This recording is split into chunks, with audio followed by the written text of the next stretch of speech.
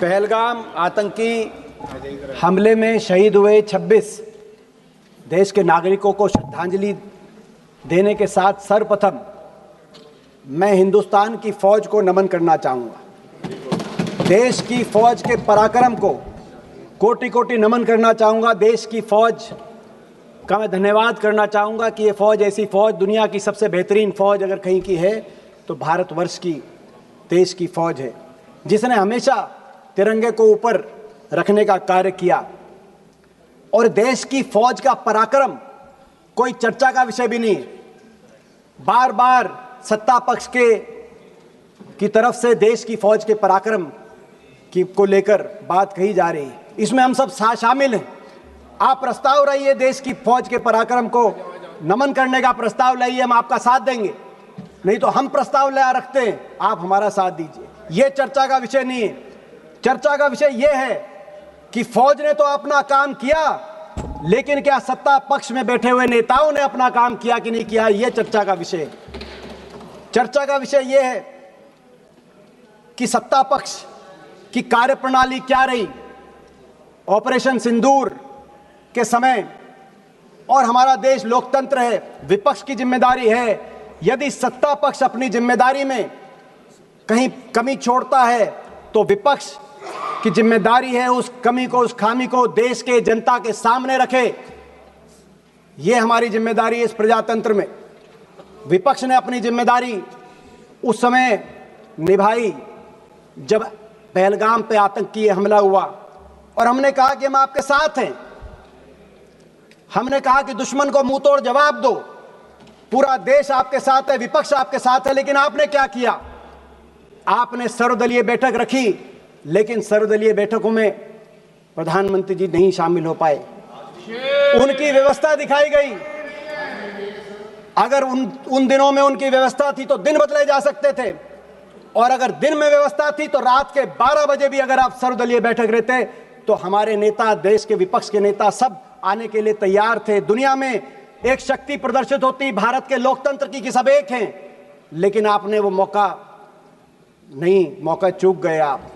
उसके बाद बहरहाल ऑपरेशन सिंदूर में हमारी फौज ने अपना पराक्रम दिखाया, अपना लोहा मनवाया।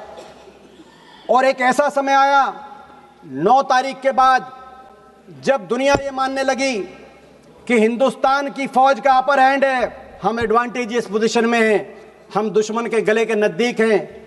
लेकिन फिर 10 तारीख को यकायक सीज फायर। देश की भावना थी कि पाकिस्तान को मुंह तोड़ जवाब दिया जाए, निर्णायक जवाब दिया जाए, जैसा 1971 में पाकिस्तान के 2 टुकड़े करके दिखाया था हमारी देश की फौज ने। तत्कालीन प्रधानमंत्री जी इंदिरा जी के समय पाकिस्तान को ऐसा जवाब दिया जाए। आप बार बार बोलते थे पाकिस्तान ऑक्यूपाइड कश्मीर की बात बोलते थे, अब आगे किस मुंह से आप पाकिस्तान ऑक्यूपाइड कश्मीर की बात रखेंगे देश के सामने? आपके सभी वक्तव्यों में कहा गया है कि पाकिस्तान घुटनों पे था।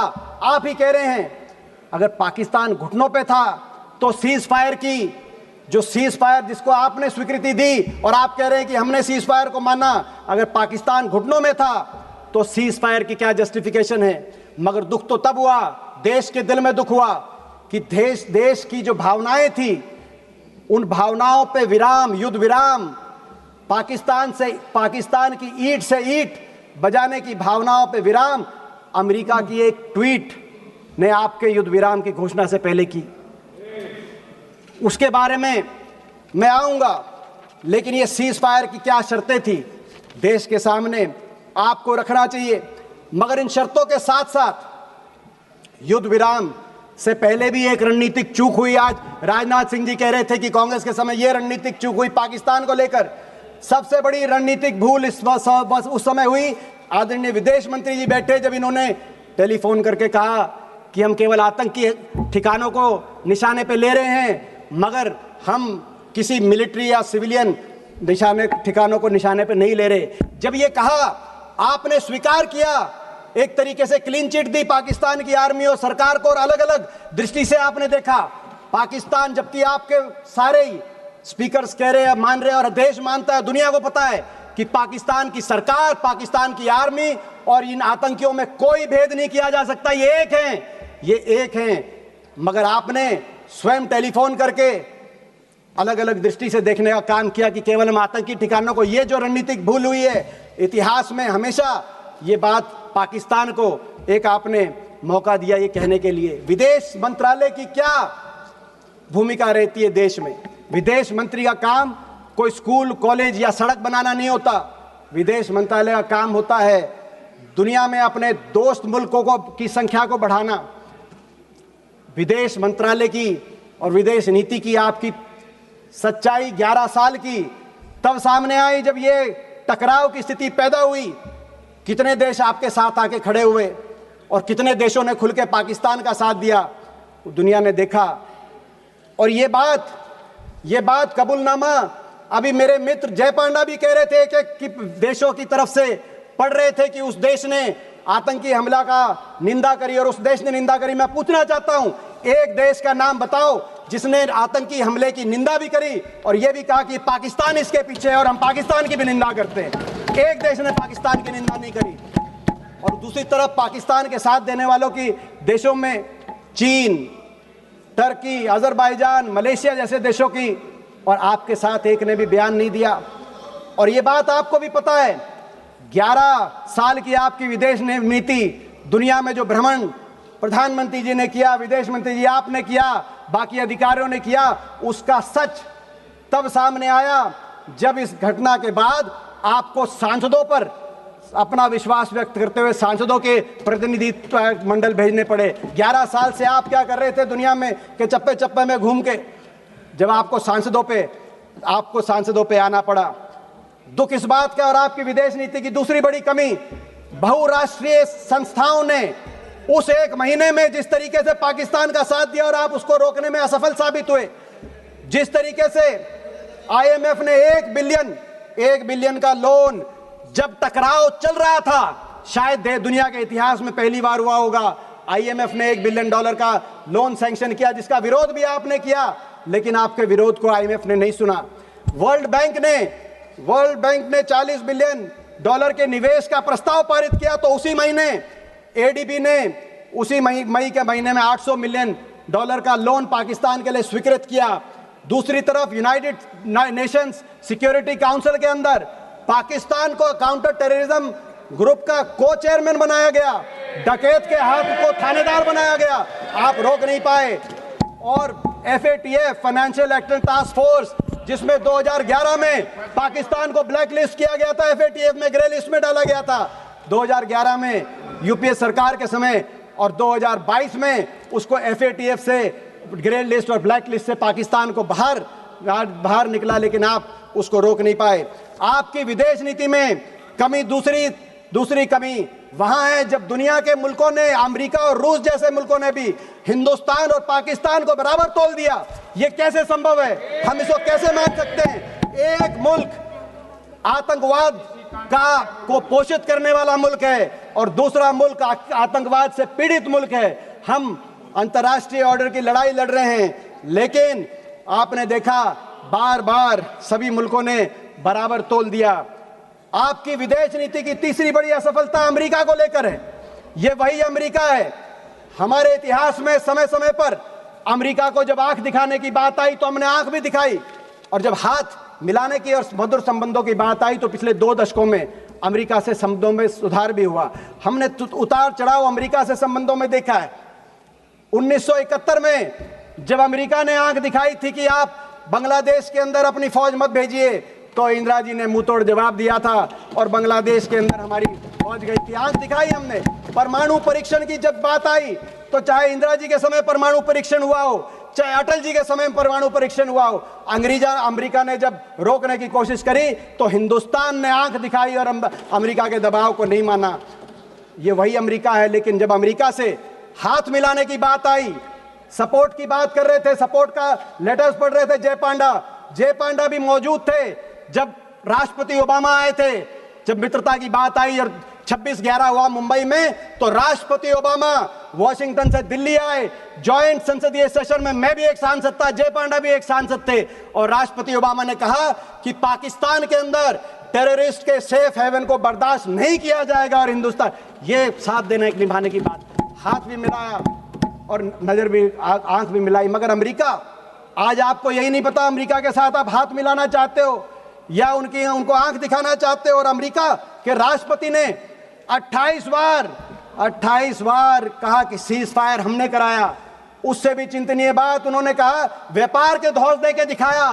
बात थी आतंकवाद पे वार की, आ गई व्यापार पे। अमेरिका के राष्ट्रपति कह रहे हैं, अमेरिका के राष्ट्रपति ने केवल व्यापार तक नहीं रुके, उन्होंने कहा कि 5 जहाज गिरे, वो केवल जहाज तक भी नहीं रुके। अमेरिका के राष्ट्रपति जी ने कश्मीर का भी नाम लाया कि कश्मीर में अमेरिका की बात हुई है। और दुख की बात ये, कश्मीर के मामले में और विदेशी हस्तक्षेप के मामले में, क्योंकि इस बात पर भाजपा का, आरएसएस का भी एक स्टैंड रहा है, क्या आरएसएस की भी विदेश नीति बदल गई है? क्या आरएसएस को भी स्वीकार्य है कि अमेरिका हस्तक्षेप कर रहा है? दुख की बात और है, दुख की बात यह है कि 28 बार अमेरिका के मुखिया ने अपने मुंह से ये बात कही और लगातार कह रहे हैं, लेकिन हमारे देश के मुखिया ने एक बार भी उसका खंडन नहीं किया कि अमेरिका के राष्ट्रपति झूठ बोल रहे हैं, गलत बोल रहे हैं। अमेरिका को भी चुनना होगा, अमेरिका को भी चुनना होगा। अमेरिका को कैसे संबंध चाहिए हिंदुस्तान के साथ? दुनिया की एक शक्ति है हिंदुस्तान, भारतवर्ष को पाकिस्तान से का बराबरी नहीं कर सकता अमेरिका को भी चुनना होगा। और मैं आपसे भी कहना चाहता हूं, आपको भी रास्ता चुनना होगा, या तो आंख दिखाओ या हाथ मिलाओ, या तो बातचीत करके अमेरिका से संबंध सुधारो और डोनाल्ड को चुप कराओ, डोनाल्ड का मुंह बंद कराओ, नहीं तो हिंदुस्तान में मैकडोनाल्ड को बंद कराओ। अमेरिका को अधिकार नहीं है, दोनों घोड़ों पे सवार होकर चलने का अधिकार नहीं है। आपकी एक और, आपकी विदेश नीति की तीसरी बड़ी असफलता चीन को लेकर है। मैं याद दिला दूं, जब आसिफ मुनीर अमेरिका के अंदर लंच कर रहे थे, उनको भोजन दिया जा रहा था और वो कह रहे थे कि डोनाल्ड ट्रंप को नोबेल पीस प्राइज दिया जाए। जब वो ये कह रहे थे, उसी दिन इत्तेफाक से उसी दिन चीन के अंदर ट्राइलैटरल बातचीत चल रही थी, चीन, पाकिस्तान और बांग्लादेश की। ये उस दिन ट्राइलैटरल बातचीत चल रही थी चीन को लेकर। बार बार आपको आगाह किया हमारे नेता राहुल गांधी जी ने, इसी सदन में किया है, लेकिन उनकी बात को आपने हल्के में लिया। और आज आपको आगाह कर रहे, हमारी फौज आगाह कर रही है चीन को लेकर। जो हमारे फौज के deputy chief of army staff है राहुल सिंह, उनका बयान आया कि चीन ये जो युद्ध था, इसमें पूरी तरीके से पाकिस्तान को सर्वेलेंस में, सैटेलाइट में, इक्विपमेंट में, प्लेटफॉर्म में, नेटवर्क में पूरी तरीके से पाकिस्तान का साथ चीन दे रहा था। और पाकिस्तान के डीजीएमओ की बात आई कि जब लड़ाई चल रही थी तो एमओ रूम के अंदर चीन के एम्बेसडर, पाकिस्तान में जो चीन के एम्बेसडर हैं, वो एमओ रूम में बैठे थे, पाकिस्तान के आर्मी के हेडक्वार्टर में बैठे थे। ये पाकिस्तान के डीजीएमओ ने कहा। लेकिन आपका क्या रिस्पॉन्स रहा? आपने चीन के एम्बेसडर को अभी तक दिल्ली में तलब करने का भी की कार्रवाई नहीं करी, चीन को कार्रवाई नहीं करी। जब टर्की ने पाकिस्तान के साथ देने के लिए अपना बेड़ा बजाया, तो आपने टर्की के दुश्मन मुल्क साइप्रस में प्रधानमंत्री जी गए, अच्छा संदेश गया। मगर जो असली दुश्मन था चीन, आपको अगर संदेश देना था तो ताइवान में प्रधानमंत्री जी जाते, चीन को संदेश देते, चीन को भूल गए। और 6 जुलाई को जब जनरल राहुल सिंह ने कहा कि चीन इसके पीछे है, आपका क्या जवाब रहा? विदेश मंत्री जी आप 10 जुलाई को बेजिंग चले गए, ताइवान नहीं बेजिंग चले गए, और आपका ट्वीट आया, आपका वक्तव्य आया कि चीन की जो एससीओ की अध्यक्षता है उसका भारत समर्थन करता है और हमारे संबंधों में सुधार हो रहा है। किस बात का दबाव? चीन से। भारत एक स्वतंत्र, एक ऐसा देश है जिसको आज हल्के में नहीं लेना जाना चाहिए। आपकी एक और रक्षा मंत्री बोल रहे थे, मैं एक और डिफेंस प्रिपेयर्डनेस को लेकर भी इस बीच में कहना चाहूँगा। हमने देखा आर्मी वालों ने क्या कहा, एयरफोर्स वालों ने क्या कहा। मैं दो ही पढ़ना चाहता हूँ, आर्मी और एयरफोर्स। आपको सुनना पड़ेगा वो क्या कह रहे हैं। रक्षा मंत्री जी, आपकी भी 11 साल की रक्षा नीति 11 साल की, उसका रिपोर्ट कार्ड जो हम कहें उससे मत मानना, मगर जो deputy chief of army staff lieutenant general Rahul Singh ने कहा, क्या कहा? उन्होंने कहा, राहुल सिंह जी की जो स्टेटमेंट आई चीन को लेकर, उसके बाद उन्होंने कहा the equipment that was supposed to be received in January has not been delivered yet. we still depend on a lot of things from outside, and if all that equipment was made available, the story may have been little different. ये उन्होंने कहा। और हमारे air marshal Amarpreet Singh, जिन पे हमें गर्व है, उन्होंने क्या कहा? उन्होंने कहा, एयर मार्शल ने, हमने नहीं, उन्होंने कहा, not a single project that I can think of has been completed on time. Why should we promise something which cannot be achieved? Hooda ji, air force कह रही है, आर्मी कह रही है, और स्टैंडिंग कमेटी। एक सेकेंड हुड्डा जी, आपके पार्टी से आज की लिस्ट में बहुत सारे नाम आए हैं, इसलिए आप अपना भाषण जल्दी से ख़त्म कीजिए।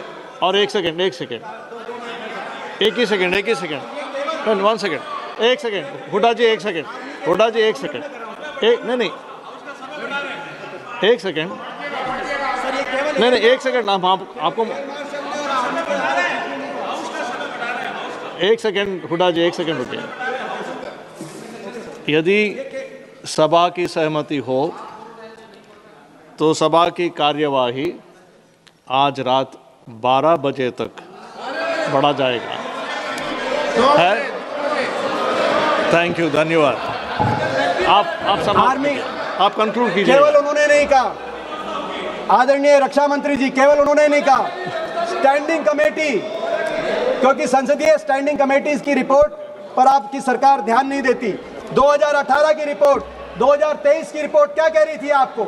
आप लगातार रक्षा बजट को घटा रहे हैं, जो सही नहीं है, रक्षा बजट को बढ़ाइए। इन 11 वर्षों में रक्षा budget as a percentage of GDP और एज अ परसेंटेज ऑफ हमारा जो budget as a percentage of GDP, इन 11 वर्षों में रक्षा बजट 2.5% से घटकर 1.9% पे आप लेके आए। और ये जो रक्षा बजट एज अ जीडीपी के प्रतिशत में, ये रक्षा बजट 1962 के युद्ध के बाद सबसे नीचे स्तर पर आप लेके आए। और स्टैंडिंग कमेटीज आपको कह रही थी कि ये सही नहीं है। रक्षा बजट आपने कम किया, अग्निवीर जैसी योजनाएं आपने लेके आए, जिसने फौज, देश की फौज पे जिसमें हमें गर्व था, उसका हमारा मानना है कि वो फौज के लिए सही नहीं थी। लेकिन उससे भी एक और दुर्भाग्यपूर्ण बात यह है कि रक्षा बजट में एयरफोर्स मॉडर्नाइजेशन के बजट में भी आपने कटौती करने का काम किया, जो राहुल जी, हमारे नेता, बार बार जिस बात को लेकर आपको आगाह कर रहे हैं। आज हमारे देश में 60 स्क्वाड्रन की जरूरत है, 60 स्क्वाड्रन की, जो एयर मार्शल बोल रहे हैं। 41 स्क्वाड्रन, 41.1 स्क्वाड्रन यूपीए के समय, हमारे समय मंजूर हुए थे 2011 में, मगर धरातल पे केवल 31 स्क्वाड्रन आज एयरफोर्स के हैं। और इन 31 स्क्वाड्रन में से भी कई स्क्वाड्रन ऐसे हैं जिसमें जैगुआर जैसे जहाज हैं। ये वही जैगुआर है जो पिछले 6 महीने में 3 जैगुआर जहाजों का क्रैश हुआ, जिसमें 2 हरियाणा के हमारे पायलट थे, जिनको अपनी शहादत देनी पड़ी जैगुआर के साथ। सभापति महोदय, आपने इतने महत्वपूर्ण विषय पर बोलने का अवसर दिया। विशेष रूप से आभार व्यक्त करेंगे हमारे पार्टी के राष्ट्रीय अध्यक्ष।